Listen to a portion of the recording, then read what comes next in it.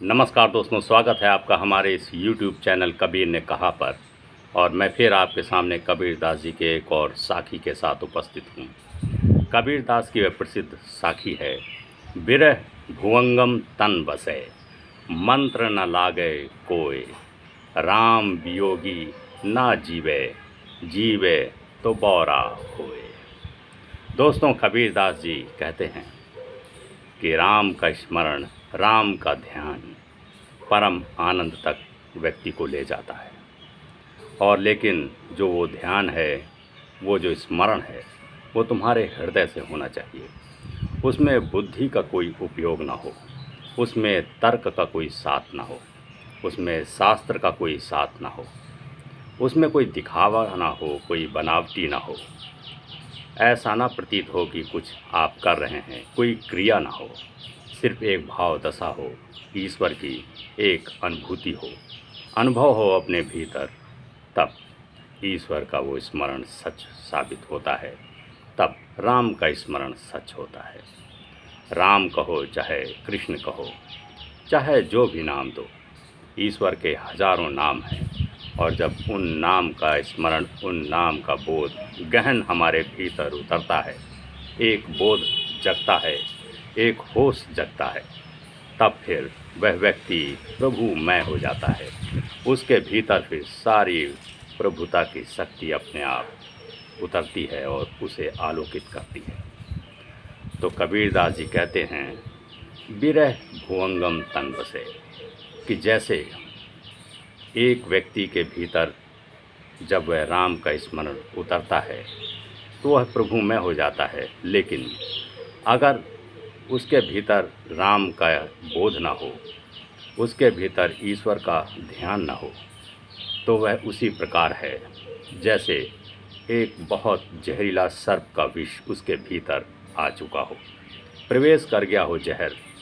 अब कोई मंत्र, कोई औषधि काम नहीं आएगी, अब कुछ भी नहीं हो सकेगा, क्योंकि उस राम का स्मरण तुम्हारे भीतर नहीं। और दूसरी तरफ भी इसका एक अर्थ है कि जब राम का स्मरण गहर उतरता है, गहरे में जाता है, प्रभु का स्मरण गहराई तक आपके हृदय तक पहुंचता है, तब फिर कुछ भी काम नहीं करता। तब कोई मंत्र, कोई तंत्र, कोई यंत्र, कोई क्रियाकलाप, कोई कुछ भी कहे, आपको कोई फ़र्क नहीं पड़ता। फिर तो आपकी हालत वैसी हो जाती है कि जैसे कोई पागल, कोई कुछ भी कहता फिरे, आपको इससे कोई वास्ता नहीं, कोई फ़र्क नहीं पड़ता, क्योंकि आपके भीतर उस प्रभु के दर्शन आपको हो गए, उसका आपको बोध हो गया, उसका आपको होश आ गया। तो दोनों स्थितियां हैं। एक स्थिति में वो स्थिति है जो हम भौतिक संसार में जीते हैं और अनुभव करते हैं, वो स्थिति दूसरी है। और एक स्थिति आध्यात्म की तरफ है, उसकी स्थिति दूसरी है। बात वही है, लेकिन अर्थ बहुत भिन्न हो जाते हैं, बहुत समझ में फेर हो जाता है अगर हम दोनों पलड़ों को समानांतर रूप से देखना शुरू करें। तो कहते हैं कबीरदास जी कि जब प्रभु का स्मरण अपने भीतर आ जाता है तो वो बिल्कुल निश्चिंत हो जाता है, सारी चिंताओं से वह मुक्त हो जाता है। और जितने भी क्रियाकलाप उसके चलते हैं इस जीवन में, उन सब से वह मुक्त हो जाता है। उसे फिर कुछ भी विचलित नहीं करता। जिसे ईश्वर का गहरा बोध हो चुका हो, जो उस परम सत्य को और उस परम तत्व को जान चुका हो, फिर उसके लिए कुछ भी मायने नहीं रखता। कुछ भी, चाहे वो अच्छे हों चाहे बुरे हों, चाहे कोई उसका सम्मान करता हो चाहे उसका कोई अपमान करता हो, उसके लिए सब बराबर है। कोई चाहे ऊंचा हो, कोई नीचा हो, चाहे कोई गरीब हो चाहे अमीर हो, उसको सब समान रूप से दिखते हैं। सारे प्राणी एक जैसे इसलिए दिखते हैं क्योंकि उसके भीतर वो जो एक तत्व है, एक ईश्वर है, एक आत्मा है, उसका उसे बोध हो चुका होता है। वह जान चुका होता है उस परम तत्व की सच्चाई को, वो देख चुका होता है उसके भीतर बैठे राम को, वह देख चुका होता है उसके भीतर बैठे कृष्ण को, वह देख चुका होता है उसके भीतर बैठे कबीर को। तो उसे यह बोध हो चुका होता है कि सब तो उसके भीतर है और जो उसके भीतर है वो एक है, तो बाहर अनेक होने से क्या फ़ायदा या क्या अर्थ निकलता है?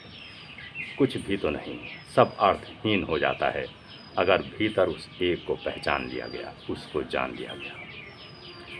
कबीरदास जी कहते हैं, जो उस परम सत्य को जान लेता है, लोग उसे पागल समझते हैं, इसलिए क्योंकि लोगों की अपनी धारणाएं होती हैं, अपने सोचने का एक नज़रिया होता है, एक ढंग होता है। हम जिस दिशा में सोचते हैं उसके विपरीत अगर कोई सोचता है तो हमें लगता है कि वो मूर्ख है, वो अज्ञानी है, उसको कुछ पता नहीं।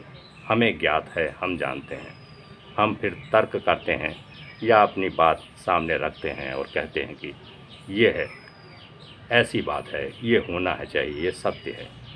लेकिन दूसरे की बात को हम सुनना नहीं चाहते और उसकी कही हुई बात को हम अर्थहीन साबित कर देते हैं, बेमतलब की। तो कबीरदास जी कहते हैं, जो राम का ध्यानी है, जिसे ईश्वर का ध्यान हो, जिसे राम का स्मरण हो, जो राम को जाना हो, जिसने ईश्वर को पहचाना हो, फिर उसे सारे लोग पागल करार दे देते हैं कि ये तो पता नहीं किस तरह कहाँ खोया रहता है, ना इसे खाने की सुध, ना कुछ पहनने की सुध, इसे कुछ भी होश नहीं, यह मूर्छित अवस्था में है। जबकि मूर्छित वे स्वयं है, लेकिन उसे वे मूर्छित कहते हैं जिसे इस सब चीज़ का बोध हो चुका होता है, इस सब चीज़ का उसे ज्ञान हो चुका होता है, उसे वे मूर्छित, उसे वे पागल कहते हैं। और फिर कबीरदास जी यह भी कहते हैं कि जब तक उस परम तत्व, परम ईश्वर का हमें बोध नहीं होता, होश नहीं आता, तब तक जैसे लगता है कि सब भीतर खाली खाली है। एक तरफ हमें सब भरा हुआ मालूम पड़ता है, लेकिन वो पात्र खाली है, इसका हमें एहसास होता रहता है। और उसका एहसास कई माध्यम, कई दिशाओं से आता है। जब हमें दुख होता है, पीड़ा होती है, हमें कुछ ऐसा है जो मिलता नहीं, हमारी इच्छाएं पूरी नहीं होती, हमारी आशाएं पूरी नहीं होती, तब हमें लगता है कि कुछ ऐसा है जो छूट रहा है, जो होता तो शायद वो चीज़ें ना आती जो अब आ रही हैं। तो हमारे भीतर जो रिक्तता है उसका बोध होना शुरू होता है जब ईश्वर का हमारे भीतर ध्यान नहीं होता। जब भी आपके भीतर कुछ रिक्तता होगी तो उसे भरने के लिए वो चीज़ें चारों तरफ से आनी शुरू होती हैं। हम किसी चीज़ को भी जब अपने भीतर खाली कर देते हैं तो वो चीज़ चारों तरफ जो खाली है पन को है, उसे भरने के लिए चारों तरफ से कुछ आना शुरू होता है। ठीक उसी तरह जैसे आप देखते हैं कि गर्मी के मौसम में जब हवाओं का रुख या जो भी वातावरण है हमारे चारों तरफ, उसमें जब शुष्कता आती है, हवा में कमी आती है, तो चारों तरफ से हवाएं उस जगह को घेरने के लिए दौड़ती हैं, भागती हैं, उसको भरने के लिए। जो नीचे की हवा गर्म होकर ऊपर उठ गई है और नीचे जगह खाली हो गई है, उसको भरने के लिए चारों दिशाओं से हवाएं उस जगह को भरती हैं। यह प्रकृति का नियम है। यहाँ हर चीज़ बैलेंस में चलती है, कोई कम कोई ज़्यादा नहीं। जहाँ खालीपन है वहाँ भर दिया जाता है, जहाँ भरा हुआ है उसे खाली कर दिया जाता है। यह प्रकृति अपने हिसाब से करती है और इसमें हजारों, लाखों, करोड़ों वर्ष का समय लग जाता है या ये पल पल में हो जाता है। तो यह प्रकृति अपने हिसाब से साधती है। अगर आपके भीतर भौतिक संसार का जगत भरा हुआ है तो अध्यात्म एक जगत, एक पात्र खाली है, तो अध्यात्म की बातें आपके चारों तरफ घूमेंगी, मंडराएंगी, वो आपके उस पात्र को भरने की कोशिश करेंगी। क्योंकि आपका ध्यान उस तरफ नहीं है, आपका होश उस तरफ नहीं है, इसलिए आप समझ नहीं पाते, जान नहीं पाते, और फिर एक बेचैनी पकड़ती है, एक भीतर दुख पनपता है। वो उसका कारण, उस दुख और संताप, उस पीड़ा का कारण ही मात्र इतना होता है कि वो भीतर का जो पात्र खाली है वो भरा नहीं, और जो आपने भरा है उसका कोई अर्थ नहीं। और जिस दिन वो ईश्वर का जो अध्यात्म का, जो ध्यान का, जो होश का पात्र आपका भरेगा, तो इधर जो आपने भौतिक संसार का पात्र भरा है वो रिक्त होना शुरू होगा। क्योंकि प्रकृति दोनों पात्रों को कभी नहीं भरती, कभी किसी को सब चीज़ें कभी नहीं मिल पाती। आप भौतिक संसार में जीते हुए आध्यात्म की ऊंचाइयों को नहीं छू सकते, कभी नहीं हो सकता। आपको अगर भौतिक ये माया ये संसार छोड़ेंगे तभी उस जगत अध्यात्म के उस ईश्वर के जगत में प्रवेश मिल सकता है, अन्यथा नहीं। और जिसको उस जगत में अध्यात्म के जगत में ईश्वर का साक्षात दर्शन होता है, बोध होता है, उस राम का एक स्मरण भीतर जगता है, उसके लिए ये भौतिक संसार छूटता है, छूट ही जाता है, छूटेगा ही। क्योंकि प्रकृति का ऐसा नियम है, ईश्वर की ऐसी लीला है, वह आपकी एक पात्र को खाली करेगा तभी दूसरा पात्र भरेगा, अन्यथा ऐसा नहीं होगा तो वो संतुलन बनेगा नहीं। और वो होना ज़रूरी है, वो होता ही है। अब हम सभी अपने उसी भौतिक संसार के पात्र को लेकर चिंतित रहते हैं, बचपन से लेकर मृत्यु तक उसी को भरने में लगे रहते हैं, और फिर हमारा वो दूसरा आध्यात्मिक पात्र खाली रह जाता है, वो ईश्वर का पात्र खाली रह जाता है, वो भर नहीं पाता, क्योंकि हमारा उस तरफ ध्यान ही नहीं है, हमारा होश ही नहीं है, हमारा सारा ध्यान इसी भौतिक संसार की तरफ होता है और वो छूट जाता है। शायद आपका इसमें पूरा जीवन भी बीत जाए, वो पात्र खाली का खाली ही रह जाता है, उसमें कुछ भी नहीं होता, वो बिल्कुल रिक्त होता है। और जिस पात्र को आपने भरा है उसमें कोई अर्थ नहीं मिलता, उसमें कुछ आपको सार नहीं दिखता। अंत में पाते हैं कि उस भरे हुए पात्र में कुछ मिला नहीं, जो भी मिला वो सब यहीं छूट जाएगा। उस पात्र में आपने भरा है एक बढ़िया सा आलीशान भवन, उस पात्र में आपने भरा है एक समृद्ध परिवार, उस पात्र में आपने भरा है धन दौलत संपदा, उस पात्र में भरा है आपने यश प्रतिष्ठा सम्मान, सब भर दिया है।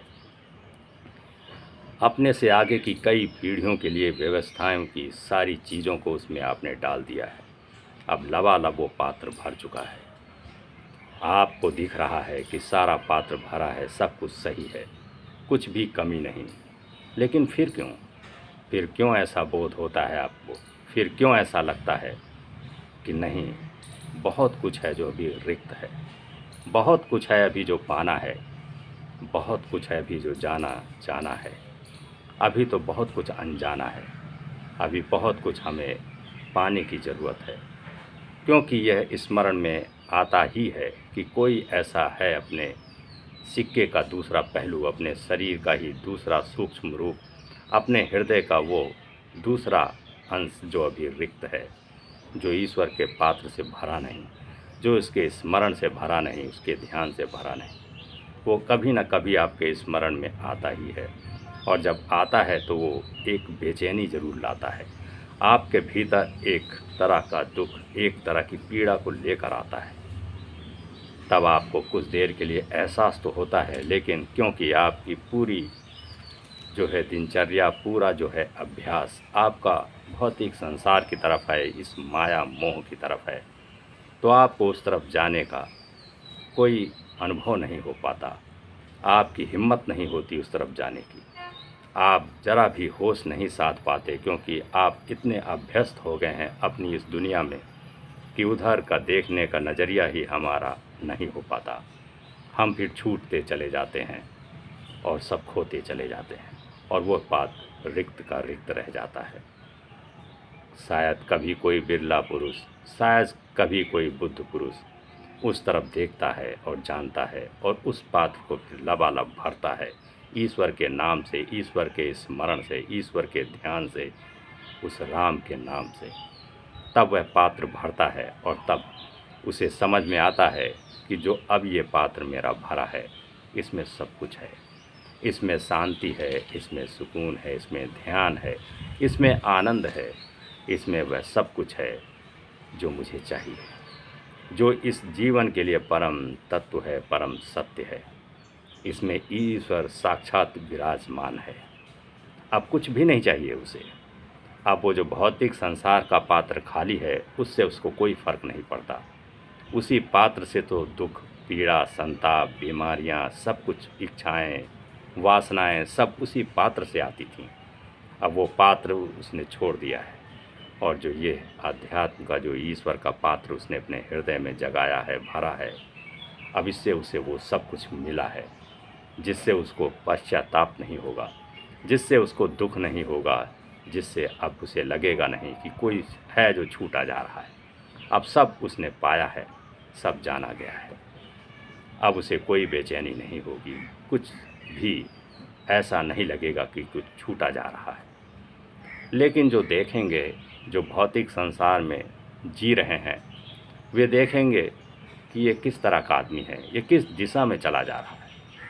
अगर हम एक दिशा की यात्रा करते हैं, एक तरफ चले रहे हैं, जो रास्ता बना हुआ है, एक निश्चित रास्ता है कि ये रास्ता फला जगह जाता है और सभी उस तरफ चल रहे हैं, और कभी भूलवश या अपने इच्छा अनुसार या अपने मन के अनुसार या अपने ज्ञान के अनुसार या अपने ध्यान या बोध के अनुसार जब कोई हम दूसरा नया रास्ता निर्मित कर लेते हैं या बनाने की कोशिश करते हैं, तो जो बना बनाया रास्ता है जिस पर सभी चल रहे हैं, वे जब आपको उस तरफ जाते हुए देखते हैं तो कहते हैं ये पागल है, इसको कुछ पता नहीं, ये मंजिल की तरफ जाएगा नहीं, मरेगा, भटकेगा, और वे तुम पर हंसेंगे।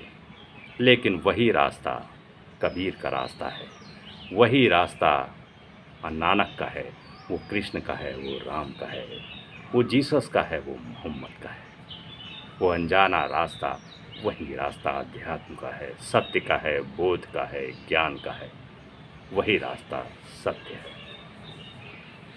लेकिन सबसे बड़ी बात तो यह है कि हमारी समझ में आए तब, हमारी ये बुद्धि में आए तो तब, लेकिन बुद्धि तो हमारी खचाखच भरी हुई है। हम और कुछ सूझना चाहते नहीं, हम और कुछ जानना चाहते नहीं। हम जितना जानते हैं वो सब भौतिक संसार का है, और जितना हम जानते हैं उसको भुलाना भी बहुत ज़रूरी है। आप कुछ अध्यात्म का नया तभी सीख सकते हैं, जान सकते हैं, जब आपकी बुद्धि, जो आपका अपना ज्ञान है, वो खाली हो, रिक्त हो। किसी भी पात्र में जब तक वो भरा हुआ है, उसमें और कुछ नहीं डाला जा सकता। और ईश्वर का तो ये नियम है कि आपको सब कुछ दिया नहीं जा सकता। एक चीज़ आप छोड़ेंगे तभी दूसरी चीज़ के पाने के योग्य होंगे, उसके पात्र होंगे। और भरी हुई चीज़ में कुछ और डाला नहीं जा सकता। बात दोनों साफ हैं कि या तो आपको एक पात्र खाली करना पड़ेगा, या अपनी बुद्धि में जो भी आपने भरा है उसे खाली करना पड़ेगा। जब आपका ज्ञान, आपकी बुद्धि शांत होगी, खाली होगी, अब उसमें कुछ भी नहीं, तब आप इन आध्यात्मिक बातों को अपने भीतर जब डालेंगे, विचार करेंगे, होश करेंगे, तब फिर इन कबीर के पदों को समझ पाएंगे। तब इसका अर्थ आपके भीतर उतरेगा, और तब वो प्रकाश, ज्योतिर्मय प्रकाश चारों तरफ फैलेगा। कबीर दास जी ने अपने जीवन में भक्ति की चरम ऊंचाइयों को छुआ है, और अपने ध्यान के द्वारा, जब वो ध्यान में रहते थे तो उन्हें एक चीज़ का ये एहसास हर वक्त रहता था कि कोई ऐसी चीज़ है, कोई ऐसा सत्य है, कोई ऐसी गहन अनुभव है जो बिल्कुल अवतरित होती है हमारे भीतर, और एक किरण सी फूटती है, और ऐसा लगता है कि जैसे सब कुछ मिल गया हो। फिर ऐसा नहीं लगता कि कुछ पाने की ज़रूरत है, सब कुछ उसके आगे तुच्छ लगता है, सब कुछ छोड़ देने योग्य लगता है उस चीज़ के आगे। तो वो क्या है? कबीर ने उसे राम का नाम दिया है। राम यानी ईश्वर। ईश्वर का वो अंश हमारे भीतर जब दिखना शुरू होता है, हमारे बोध में उतरना शुरू होता है, हमारे ध्यान में आना शुरू होता है, तब हमें उसका एहसास होता है। तो कबीर दास जी को जब इसका बोध हुआ, इसका होश हुआ, और जब उन्होंने अपने भीतर उसका अनुभव किया, तब उन्होंने जाना कि उसके सिवा तो कुछ भी नहीं, सिवाय राम के और कुछ भी नहीं है, सिवाय उस एक तत्व के आगे कुछ भी नहीं टिकता।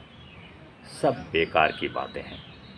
ये हमारा जो जितना जीवन चक्र चलता है, जो भी हम कमाते धमाते हैं, जो दौड़ भाग है, सब बेकार है, उसका कोई अर्थ नहीं।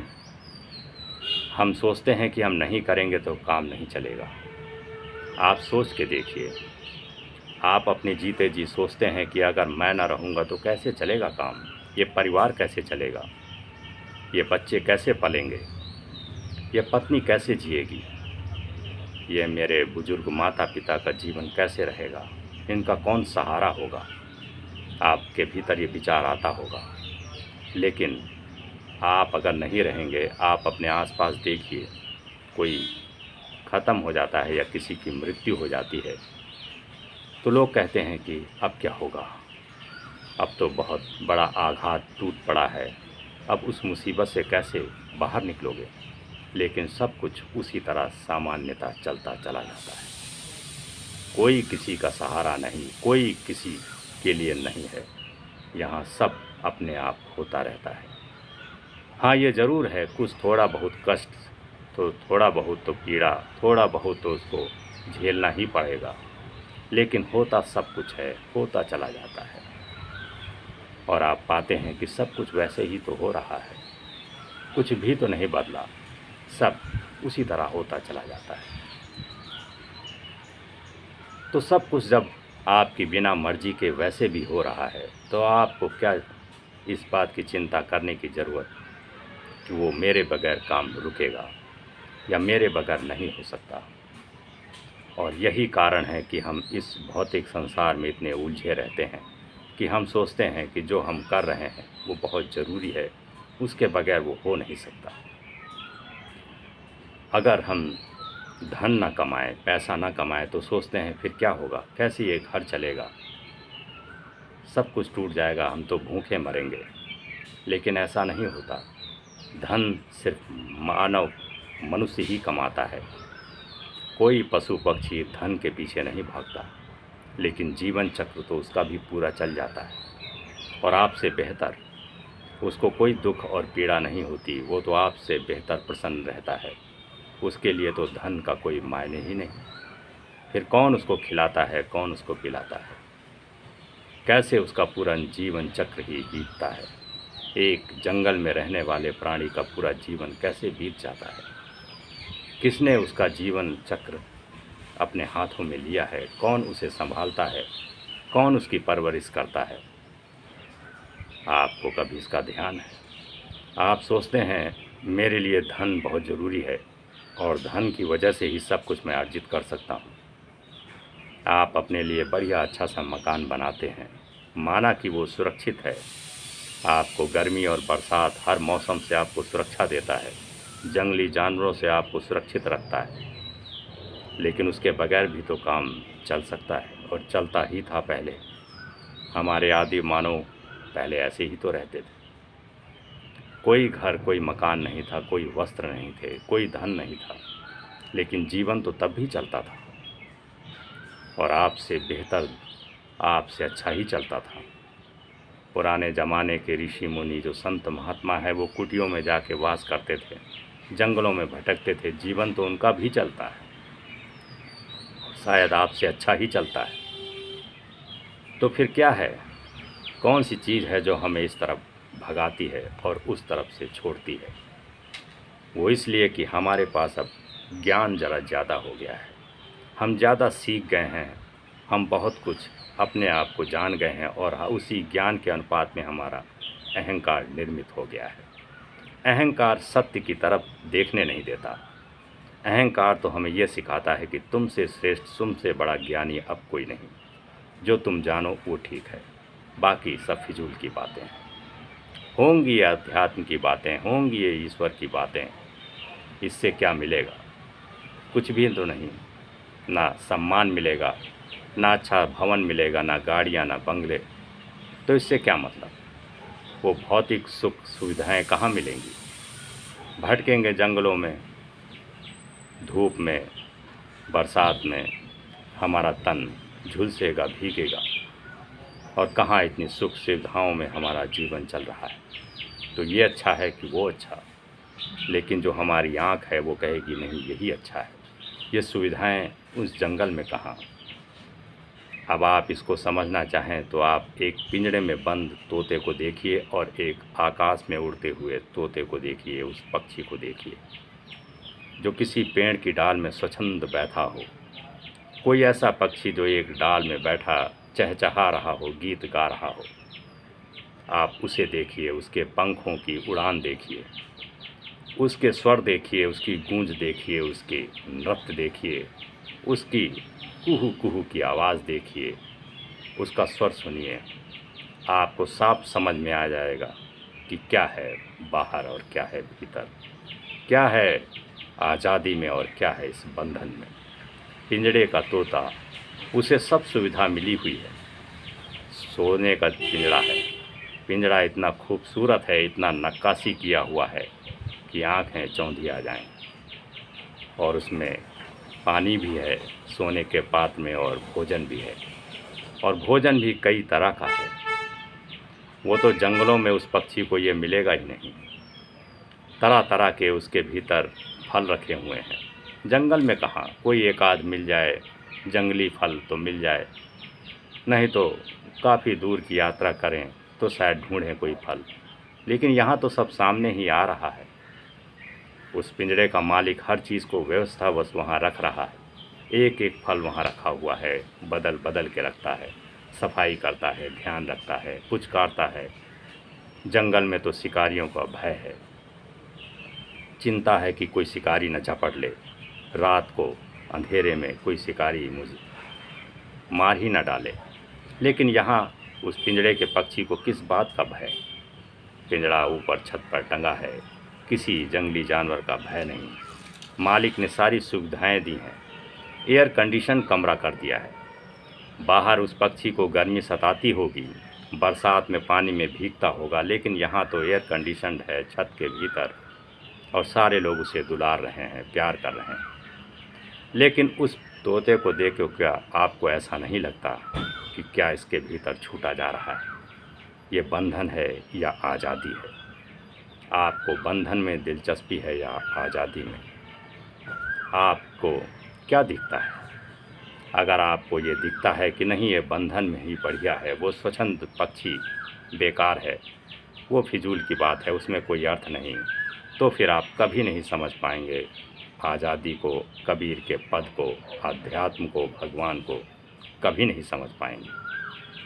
और अगर आपको वो दिख गया कि वो पिंजड़े का पक्षी कितना बेचारा असहाय स्थिति में है, आपके भीतर वो करुणा जाग गई, आपके आँखों से आंसू आ गए, आपने पिंजड़ा खोल दिया, उस पक्षी को उड़ा दिया और कहा, जाओ तुम भी आज़ाद उन्मुक्त गगन में उड़ो, जैसे वो पक्षी उड़ रहा है। तुम भी चहचहाओ, तुम भी मस्त गगन में उड़ो, कोई तुमको पकड़ने वाला नहीं, कोई तुमको जंजीरों में जकड़ने वाला नहीं। हाँ, ज़रूर है, थोड़ा तकलीफ़ होगी तुमको अपने लिए भोजन जुटाने में, तकलीफ़ होगी तुमको रात के अंधेरे में, डर लगेगा शिकारियों से, लेकिन तुम स्वच्छंद हो, आज़ाद हो, जाओ, उड़ जाओ और जियो अपनी ज़िंदगी जैसे तुम जीना चाहो। कोई ज़रूरत नहीं कि मैं तुम्हारे लिए भोजन समय पे लाऊं, तुम अपने लिए अपने अनुसार, अपनी इच्छा अनुसार ढूंढो और मौज करो। तो जिसको ये दिख गया वो पक्षी को पिंजड़े से उड़ा देगा, और वो ये जान पाएगा फिर कि वो अध्यात्म का, वो ईश्वर का जगत कैसा है, और ये हमारा जो माया मोह, ये संसारी जीवन का जगत कैसा है। तब सही अर्थों में वह समझ पाएगा, तब उसे ये बोध जगेगा, ये होश जगेगा, और तब उसके भीतर राम का स्मरण उतरना शुरू होगा। और जिस दिन उस राम का स्मरण उतरना शुरू होगा, बोध जगना शुरू होगा, आप उन्मत्त गगन के पक्षी की भांति हो जाएंगे, आपके पंख फैल जाएंगे और आपकी उड़ान शुरू हो जाएगी उस अनंत आकाश की तरफ, जहाँ ईश्वर का वास होता है, जहाँ कबीर जैसे लोग पहुँचते हैं, जहाँ अमृत ही अमृत बरसता है, जहाँ कुछ भी पीड़ा, कोई दुख नहीं होता सिवाय महा आनंद के।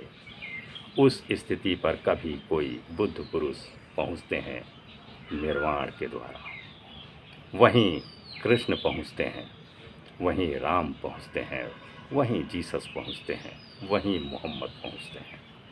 उस परम तत्व का स्मरण करते करते वहाँ तक पहुँचते हैं। तो वो रास्ता हम सब के लिए भी है, वो ज्ञात रास्ता है, वो बुद्ध पुरुषों ने बताया है। हजारों लाखों साल पहले से ये दिव्य पुरुष समझाते चले आ रहे हैं, किसी न किसी रूप में, कभी वो कृष्ण के रूप में, कभी राम के रूप में, कभी नानक बन के, कभी कबीर बन के, कभी मीरा बन के, कभी जरथुस्त्र बन के, कभी लात्से बन के, कभी सुकरात बन के, वो आते रहते हैं और हमारे बीच वो हमें वही रास्ता दिखाने चल देते हैं, एक इशारा करने लगते हैं कि यही रास्ता उधर जाता है, लेकिन वो हमारे ज़हन में उतरता नहीं। हम सुन लेते हैं, हम पढ़ लेते हैं, हम जान लेते हैं कि ठीक है, इशारा इधर को है, ये रास्ता उधर ही जाता है जहाँ महा आनंद बरसेगा, जहाँ ईश्वर का साक्षात रूप है, जहाँ ईश्वर ही है, जहाँ ईश्वर का बोध है, होश है, जहाँ राम है। लेकिन उस इशारे की तरफ जाने की ना तो हमारी कोई इच्छा होती है, ना जिज्ञासा होती है, और ना ही हम उधर जाना ही चाहते हैं, क्योंकि हम इसी में खुश और इसी में हम जो पाते हैं लगता है वो पात्र ही बहुत ज़रूरी है, बस उसे ही हम भरते चले जाते हैं। हम पूरा जीवन अपना इसी में बिताना अच्छा समझते हैं, और फिर जो हमारे छोटे छोटे बच्चे हैं उन्हें भी हम नहीं बताते, उन्हें भी हम नहीं सिखाते, क्योंकि हमने ही नहीं जाना, हमने नहीं पहचाना, तो हम उन बच्चों को क्या सिखाएंगे। वे बच्चे भी आपको देखते हैं और आपकी राह पकड़ते हैं, आपकी उंगली पकड़ के ही वे आगे बढ़ते हैं, और जैसा आपने किया फिर वो वैसा शुरू कर देते हैं। और कोई बच्चा ऐसा अगर किसी भूलवश या अपनी इच्छानुसार उस जगत की तरफ जाना भी चाहे तो आप उसे रोक देते हैं कि नहीं, तुमको डॉक्टर बनना है, इंजीनियर बनना है, तुमको आईएएस आईपीएस बनना है, तुमको बड़ा व्यवसाय करना है, उद्योगपति बनना है, अपना स्टार्टअप खोलना है, तुमको बहुत कुछ अर्जित करना है। मैंने 4 कोठियाँ बनाई, तुमको 20 कोठियाँ बनानी है। मैंने 1000 करोड़ बनाए, तुमको 10,000 करोड़ बनाने हैं। मैं नंबर 100वें पे था, तुमको नंबर 1 पर आना है। फिर हम उसके अंदर प्रतियोगिता और ये सब बारी सब भर देते हैं, यही सब बातें सिखाते हैं और उसको रोकते हैं उस तरफ जाने से। अब क्योंकि वह आपके सहारे है, आप उसकी मदद करें या आप उसे रोकें, यह आपके हाथ में है। आप जिस दिशा की तरफ से ढकेलते हैं उसे विवश होकर जाना ही पड़ता है। तो ऐसे बहुत से बच्चे हैं जो आध्यात्म की तरफ रुख करना चाहते हैं, लेकिन उन्हें रोक दिया जाता है आपके द्वारा। और बहुत अजीब, बड़ी आश्चर्य की बात है कि हम सभी साधु संत और ये धर्म गुरुओं के चक्कर में और उन्हें गुरु बना लेते हैं, बाबाओं की शरण में जाते हैं, उनके आगे माथा टेकते हैं, सिर झुकाते हैं, उनका आदर सम्मान करते हैं, उन धर्म गुरुओं का, उन सन्यासियों का हम बहुत सम्मान करते हैं जो गेरुआ वस्त्र धारण किए हुए हैं और प्रभु का प्रवचन करते हैं। लेकिन बहुत आश्चर्य की बात है कि हम अपने बच्चे को सन्यासी नहीं बनने देना चाहते, हम उसे बाबा नहीं बनने देना चाहते, हम उसे जंगल में भटकने नहीं देना चाहते। सम्मान तो हम बहुत करेंगे, लेकिन अपने बच्चे को नहीं बनना देना चाहते। क्यों? क्या कारण है कि आपको उस सन्यासी के अंदर लगता है कि वो ईश्वर का जाना हुआ है, ईश्वर को पहचानता है, उससे आप हाथ जोड़ते हैं उसके आगे, उसके चरणों में सिर नवाते हैं, लेकिन अपने बच्चे को क्यों नहीं भेजते सन्यासी बनने? क्यों नहीं उसे कहते कि छोड़ो ये पढ़ना लिखना, छोड़ो ये कंपटीशन की तैयारी करना, जाओ तुम भी बुद्ध की तरह जंगल में सत्य की खोज करो, जानो कि वो परम तत्व क्या है, परम सत्य क्या है। जानो उस कबीर की बातों को जिन्होंने इस तरह भटकते हुए बहुत ज्ञान अर्जित किया। जाओ कोशिश करो, अगर तुम्हें वो ज्ञान मिला तो हमें भी बताना और अपनी यात्रा पर निकल जाओ। लेकिन हम उसे वहाँ नहीं भेजते, न जाने देना चाहते हैं। वो जाना भी चाहे तो हम उसके आगे रोड़ा बन के खड़े होते हैं कि नहीं, तुमको एक उच्च पद पर जाना है, तुमको एक अधिकारी बनना है, तुमको बड़ा व्यवसाय करना है, फिर तुम्हारी शादी करेंगे धूमधाम से, फिर तुम्हारे भी बच्चे बड़े आनंद में रहेंगे। तो इस तरह सभी का जीवन चलता है। आपने कभी आसपास देखा ही नहीं होगा कि कोई भी ऐसा उदाहरण कि कोई ये कहता हो कि आज मैंने अपने बच्चे को सन्यासी बना दिया। कभी आपने सुना? आप चारों तरफ देखते होंगे कि जब भी रिजल्ट निकलता है किसी कंपटीशन का तो सब लोग यही चर्चा करते हैं कि फलाने का बच्चा सेलेक्ट हो गया, बड़े अच्छे नंबरों से उत्तीर्ण हुआ, अब तो वो अधिकारी बन जाएगा। आपको तुरंत जिज्ञासा होती है कि कितना मेधावी था, कितना पढ़ने में तेज़ था, फिर आप अपने बच्चे को कोचिंग में डालते हैं, पढ़ाते हैं कि तुम भी एक अधिकारी बनो, तुम भी उच्च पद पर बैठो, तुम भी धन संपदा कमाओ, तुम भी अपना नाम करो। लेकिन उस अध्यात्म के जगत की तरफ कौन अपने बच्चे को भेजना चाहेगा? कौन उस सत्य की तरफ, कौन उस ईश्वर की तरफ भेजना चाहेगा? अगर देखा जाए तो ईश्वर की बातें, ईश्वर के जो कुछ भी हम काम करते हैं वो सारी औपचारिकताएं हैं, वो सब फॉर्मेलिटीज़ हैं। आप अपने घर में एक मंदिर बना के जो पूजा करते हैं वो भी एक फॉर्मेलिटी है, एक औपचारिकता है।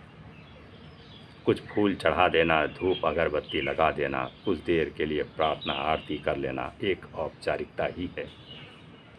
हम सोचते हैं कि हम थोड़ी देर के लिए हाथ जोड़कर मंदिर के सामने खड़े हो जाएंगे तो अगर कहीं ईश्वर होगा, हम तो जानते नहीं कि होगा भी कि नहीं है भी कि नहीं हमें नहीं पता, लेकिन अगर लोग कहते हैं तो वो हम पर कृपा करेगा और हम हाथ जोड़ के उससे विनती करेंगे हमारी रक्षा करो। बस इतना ही, बात खत्म हो गई।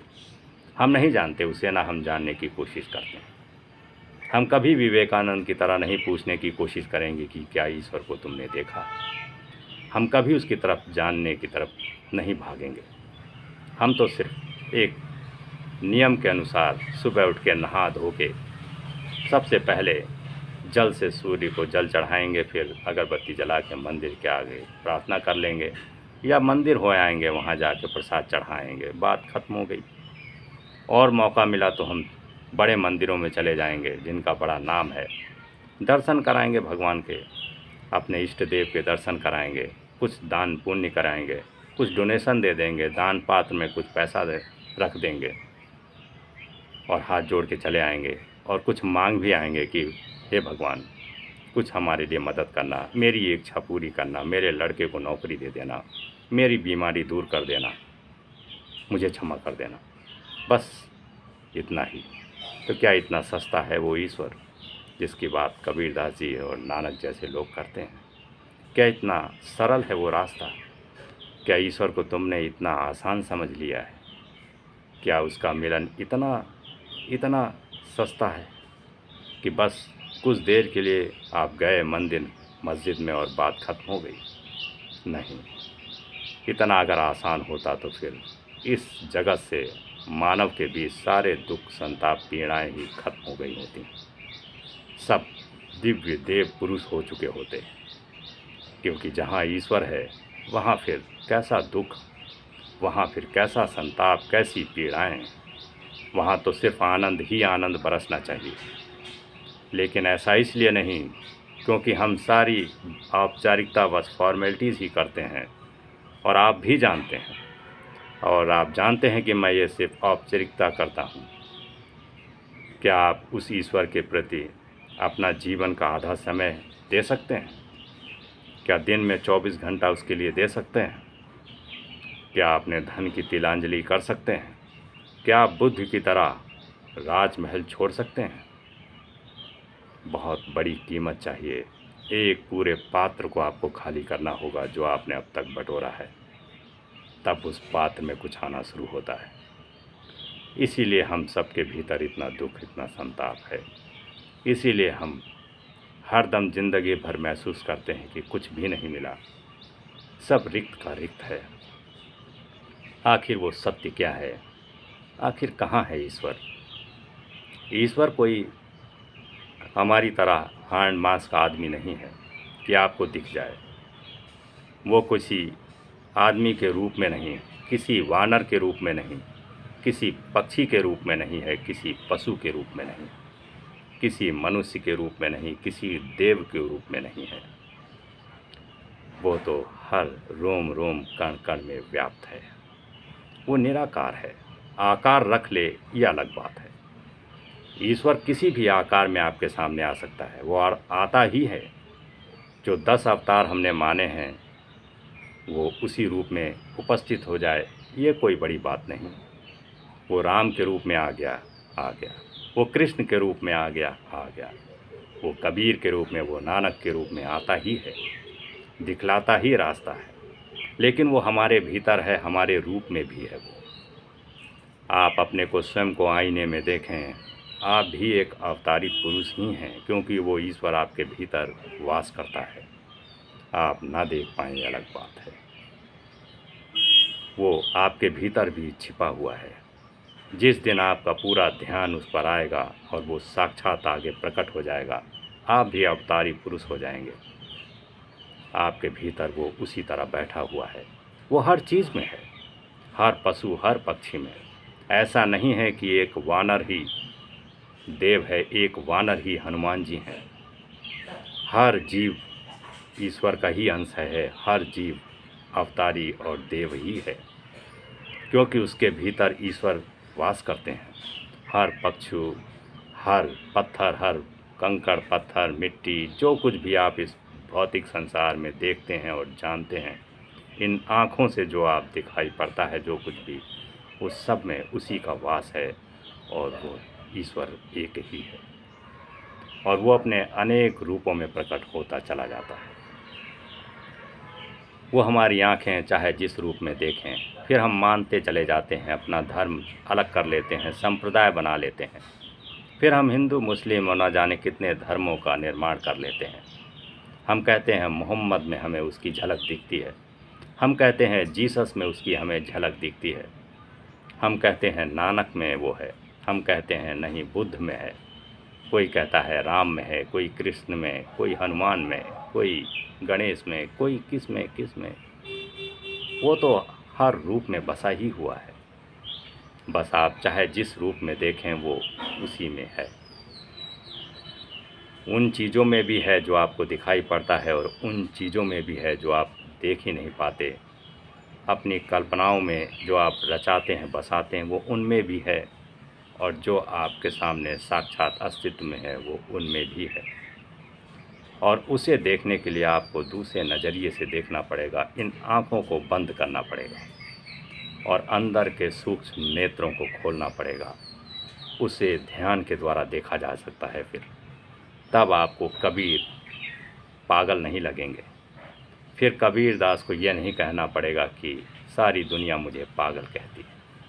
तब आप कबीर को एक दिव्य पुरुष की भांति देख पाएंगे कि कैसे इन्होंने देख लिया और मैं नहीं देख पाया, कैसे इन्होंने जान लिया उस ईश्वर को और मैं नहीं जान पाया।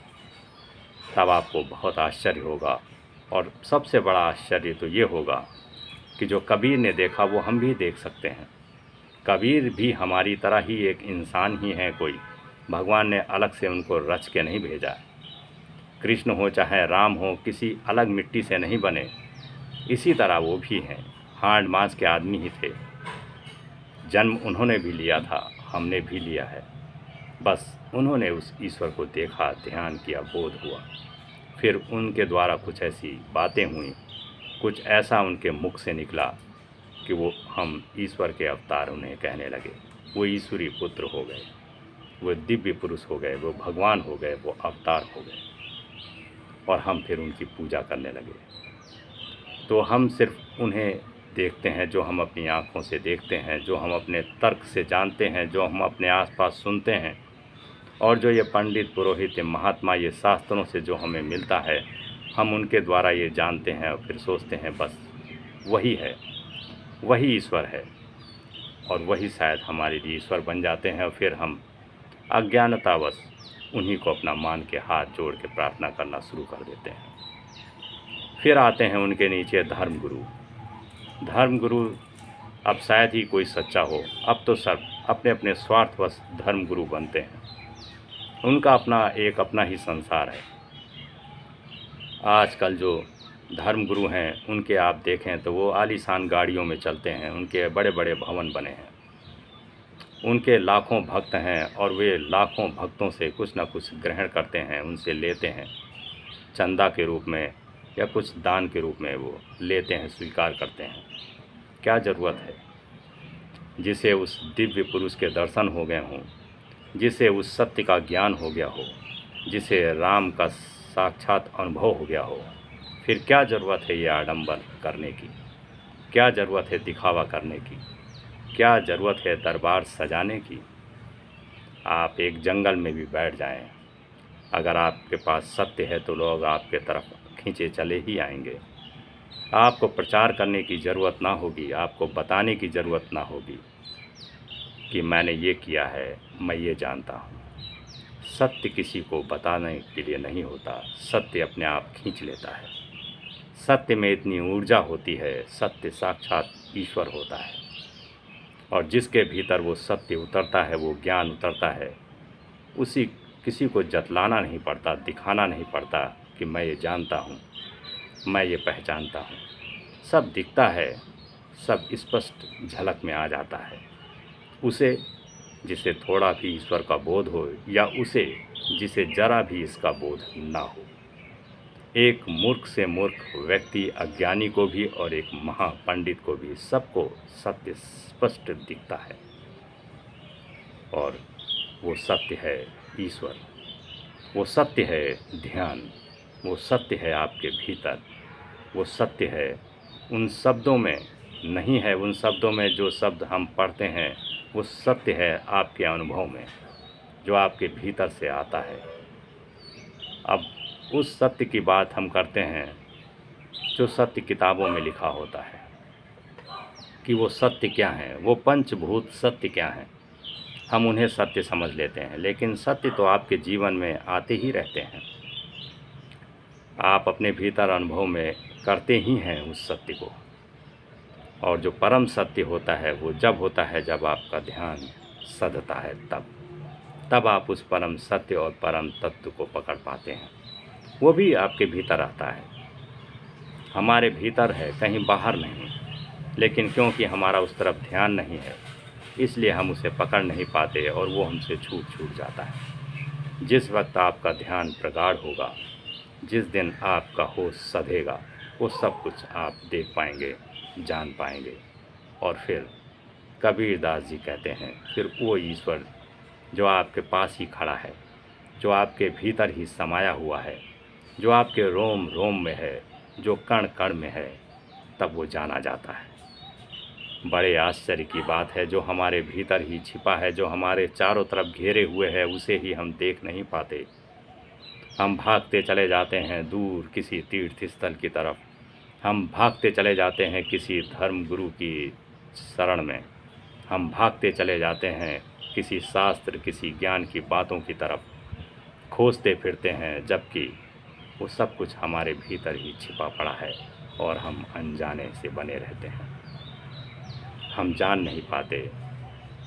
जब कोई बुद्ध पुरुष ये देखता है तो उसे आपकी इस अवस्था पर बड़ी करुणा होती है, उसे दया आती है आप पर, रोना आता है कि कैसी हालत है आपकी, कि जो चीज़ इतनी आसानी से देखी जा सकती वो आपके अनुभव में नहीं आ रही।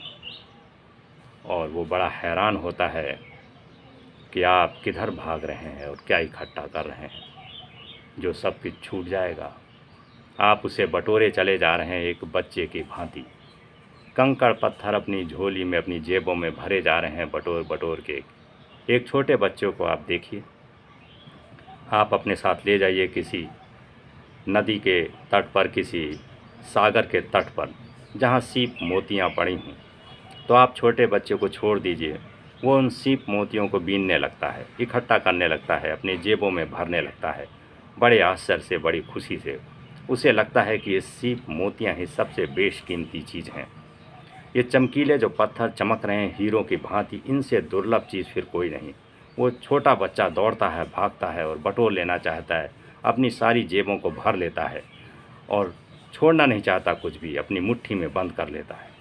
आप हंसते हैं, कहते हैं हटाओ, ये पत्थर है, ये कंकड़ हैं, ये चमक रहे हैं क्योंकि इन पर धूप की रोशनी पड़ रही है, ये रात में फिर ये चमकेंगे नहीं। और ये सीप मोती क्या हैं, ये तो खोल हैं किसी जीव के, फेंक दो इनको, इनका कोई अर्थ नहीं। लेकिन बच्चे को कौन समझाए, वो तो उनमें वो सब कुछ देखता है, वही देखता है जो आप आगे चल के आप भी देखेंगे। ये सोने चांदी के जेवर से जो आप लदे पड़े हैं, ये वही सीप मोती हैं जो आपने बचपन में बीने थे। ये जो आपने धन संपदा इकट्ठी कर ली है, तिजोरी में भर लिया है, बैंकों में भर लिया है, ये वही कंकड़ पत्थर हैं जो आपने बचपन में बटोरे थे। उस चकाचौंध में जो आप जी रहे हैं, वही है जो बच्चा सागर के तट पर दौड़ता था, सोचता था बस यही जीवन है, ये सारे जो रेत के कण पड़े हैं ये सब मेरा है। और आपने उसी रेत से, उसी मोरंग बालू सीमेंट से जो ये भवन बनाया है, ये वही कंकड़ पत्थर हैं, वही मिट्टी है जिसे बचपन में आपने इकट्ठा किया था और कुतूहलवश, जिज्ञासावश बड़े खुशी से उसकी तरफ भागे चले गए थे। ये सब कुछ वही है, कुछ बदला नहीं, खाली उसके मायने बदल गए। तब आप बच्चे थे, अब आप जवान हैं, आप समझदार हैं, आप युवा हैं, आप जानकार हैं। लेकिन बात तो वही है, वो सोना चांदी, जो सोने की ईंटें, जो सोने के जेवर आपके घर में रखे हैं, वो वैसे ही हैं जैसे बच्चे के लिए वो चमकीले पत्थर। वो चमक जेवरों की, वो सोने चांदी की चमक खो जाएगी उस दिन जिस दिन आपका अंत आ जाएगा। जब मृत्यु सामने खड़ी होगी तब वे जेवर आपको उसी तरह पत्थर मालूम पड़ेंगे। जब मृत्यु सामने खड़ी होगी तो जो संपदा आपने इकट्ठी की है वो वैसे ही होगी जैसे मिट्टी में उस बच्चे ने सारे मिट्टी के कंकड़ पत्थर और सीप मोतियों को मुट्ठी में बंद कर लिया था। तब आपको दिखेगा कि ये वही सीप मोती हैं जो मैंने बचपन में इकट्ठे किए थे और बाद में समझा था कि ये सीप मोती हैं, और मैं हंसता था उस बच्चे पर। आज मैंने फिर उन्हीं सीप मोतियों को किसी दूसरे रूप में इकट्ठा किया। आज मैंने उन्हीं कंकड़ पत्थरों को अपनी तिजोरी में भर लिया। आज उसी मिट्टी से ये भवन बना लिया, और मैं समझ नहीं पाया कि ये तो वही कंकड़ पत्थर है। और अब मैं समझा, अब मैं विदा होने के करीब हूँ। तो फिर आप चले जाएंगे, लेकिन ये जान के ही जाएंगे कि ये वही कंकड़ पत्थर हैं जिसे बचपन में मैंने बीना था और जवानी में उसके दूसरे रूप में मैंने बीना है। सब छूटेगा। अगर आपका बोध गहरा होता तो आप बचपन में कंकड़ पत्थर बीनने के बाद फिर जवानी में ना बीनते सोने चांदी जैसे पत्थरों को, आप हट जाते। तब कोई बिरला शंकराचार्य बनता है, तब कोई बिरला कबीर बनता है, तब कोई बिरला नानक बनता है। तब उसकी यात्रा दूसरे जगत में प्रवेश करती है, उस आध्यात्म के जगत में, जहाँ ये फिर भौतिक संसार नहीं होता, ये दिखावा नहीं होता, ये आडंबर नहीं होता। तब सत्य सामने स्पष्ट रूप से झलकता है और हमारे अनुभव में आता है। लेकिन जिस तरह आप हंसते थे अपने बच्चे को देख के कि ये कंकड़ पत्थर बीन रहा है, तब जब आप भवन बनाते हैं, जब आप ये संपदा इकट्ठी करते हैं, तो कबीर जैसे लोग हंसते हैं, ये बुद्ध पुरुष हंसते हैं कि आप ये क्या कर रहे हैं। लेकिन ये उल्टी ही गंगा बहती है। बुद्ध पुरुष आप पर हंसते हैं और आप बुद्ध पुरुषों पर हंसते हैं कि ये क्या फ़कीर बना हुआ है, इससे क्या फ़ायदा, न खाने का ठिकाना, न रहने का ठिकाना, न ठीक से कपड़े पहने हैं, और क्या पागल की तरह ज़िंदगी बिता रहा है। आप उन पर हंस रहे हैं और वे आप पर। अब फिर कौन सही है, इसका निर्णय तो हो ही जाएगा एक दिन। जब आपका अंत समय आएगा तब आपको बहुत विषाद, बहुत पीड़ा होगी, और तब आपके हाथ से ये जीवन सरक जाएगा, निकल जाएगा। लेकिन जिस बुद्ध पुरुष ने आप पर हंसा है, वो अंत समय बहुत आनंद से अपना जीवन त्यागेगा, क्योंकि वो तो सब जान के ही अब जा रहा है। कुछ भी छूटा नहीं, उसने सब कुछ पा लिया है। वो ये अंतर कर पाया है कि क्या सच है और क्या झूठ, क्या सही में हीरे जवाहरात थे और क्या कंकड़ पत्थर थे, क्या वो आनंद था और क्या दुख था। सब वो समझ के जाता है, अपने उपयोग में लेके जाता है। उस राम को अपने साथ लेके जाता है जो राम उसके भीतर बैठे हैं। उस आनंद को लेके जाता है, उस ध्यान को लेके जाता है, और उस सुकून और शांति और मौन को लेके अपने साथ इस दुनिया से विदा होता है, फिर कभी वापस नहीं आने के लिए। उसका फिर दोबारा जन्म नहीं होगा, मुक्त हो जाएगा, मुक्त हो ही जाएगा वो। और हम ये अब जब तक अपना जीवन जीते चले जा रहे हैं, अंत समय फिर हमें बहुत पछतावा होगा।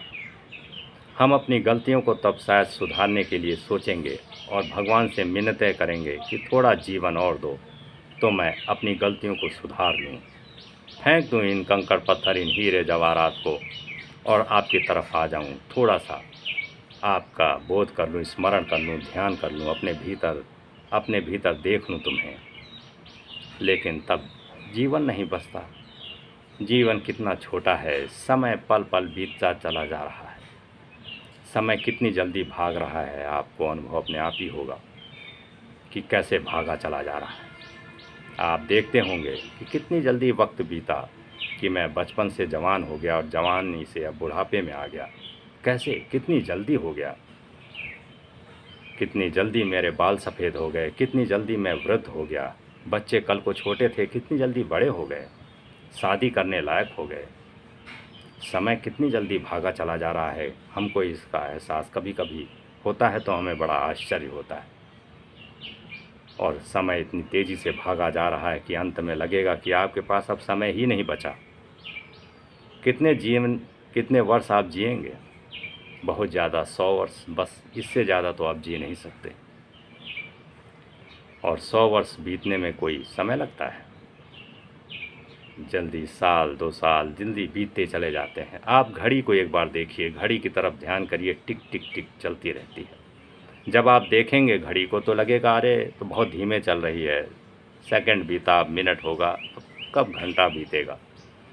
लेकिन आप ज़रा घड़ी को किनारे रख के अपने काम करिए, थोड़ी देर बाद आइए तो देखिए कितना समय बीत गया, कितना वो सेकंड की सुई आगे बढ़ गई, कितना मिनट की सुई आगे बढ़ गई, आपको पता ही नहीं चला।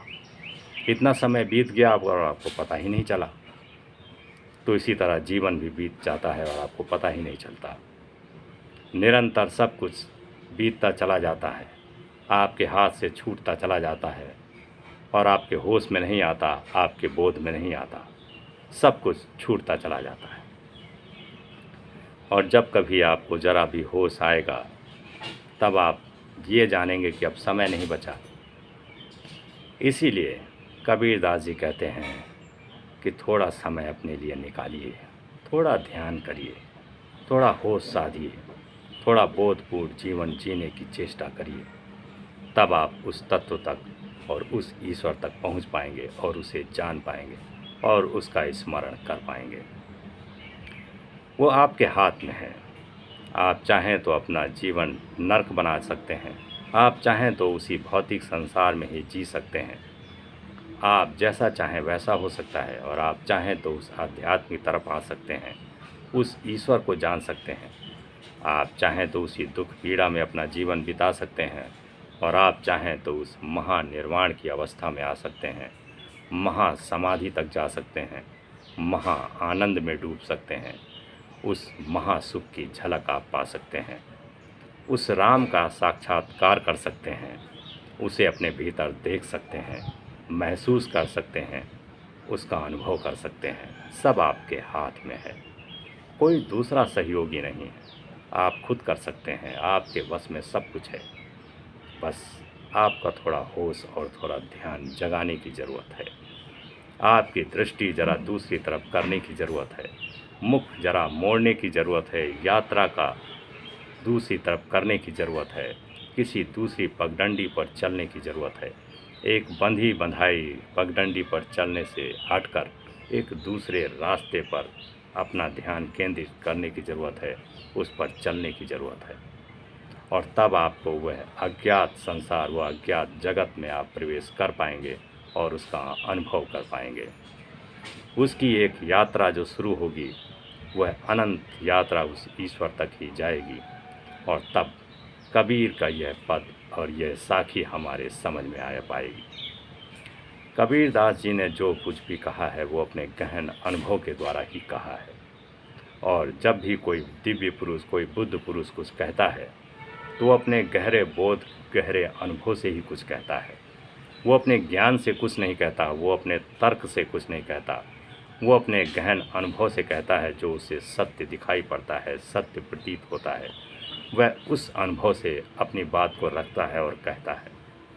और वो इसलिए कहता है, कोई बुद्ध पुरुष इसलिए अपनी बातें नहीं बतलाता कि आप उसकी बड़ाई करें, उसका नाम करें, उसकी प्रशंसा करें, उसकी स्तुति करें, उसकी पूजा करें, उसकी प्रार्थना करें। नहीं, बुद्ध पुरुष जब भी कोई सत्य बताता है तो इसलिए कि उसे आपको देखकर आपके ऊपर बड़ी करुणा आती है, दया आती है कि आप क्या कर रहे हैं और क्या छूटा जा रहा है।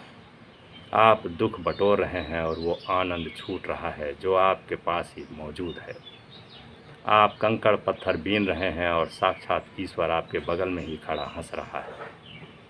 तो उसे बड़ी करुणा आती है, उसे बड़ी दया आती है आप पर कि आपसे क्या छूट रहा है और अब क्या पकड़ रहे हैं। तो वही करुणावश आपको वह बतलाता है, किसी दोहे, किसी श्लोक के माध्यम से, किसी साखी, किसी पद के माध्यम से, किसी ज्ञान के माध्यम से, किसी वेद पुराण के माध्यम से, किसी बाइबिल के माध्यम से आपको बताता है, समझाता है। लेकिन आप उसके दूसरे ही अर्थ निकालते हैं।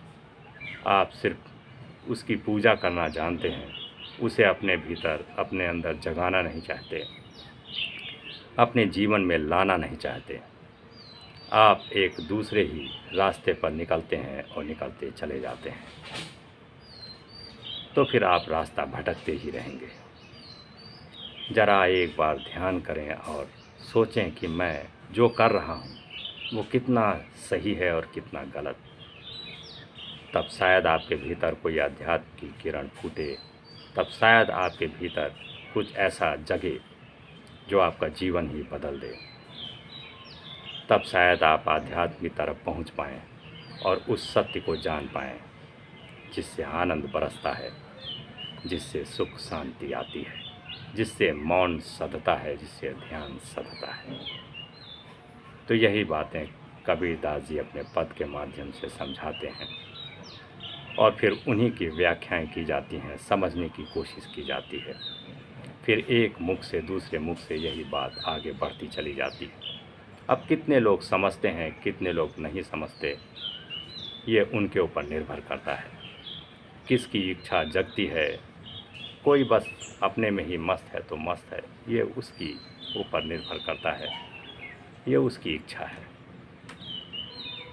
तो कबीरदास जी तो अपनी बात कह देते हैं, बाकी आपका काम है उस पर कितना आप अमल करते हैं, कितना अनुभव में लाते हैं, ये आपके ऊपर है। तो आपसे विनती है कि इन दोहों को ज़रा हल्के में ना लें, इनको ज़रा गहर अर्थ अपने भीतर लाने की कोशिश करें, थोड़ा सा ध्यान करें, थोड़ा सा अपने लिए समय दें और तब आप इन दोहों का अर्थ भी गहनता से समझ पाएंगे, जान पाएंगे। तो दोस्तों बस आज इतना ही। अगले वीडियो में फिर मैं कबीरदास की किसी और साखी और पद या किसी दोहे की व्याख्या करूँगा। तब तक के लिए मैं आपसे विदा लेता हूँ और आपने बहुत अपना कीमती समय दिया, उसके लिए मैं आपका बहुत बहुत आभारी हूँ। और हाँ, जाते जाते इतना ज़रूर निवेदन करूँगा कि अगर आपने चैनल को सब्सक्राइब नहीं किया है तो प्लीज़ सब्सक्राइब ज़रूर कर लें और कमेंट में कमेंट भी करें और लाइक शेयर करना चाहें तो वो भी ज़रूर करें। इससे हमें हौसला मिलता है, प्रेरणा मिलती है और अच्छे वीडियो लाने की। तो मैं आपका बहुत बहुत धन्यवाद करता हूँ। प्रणाम।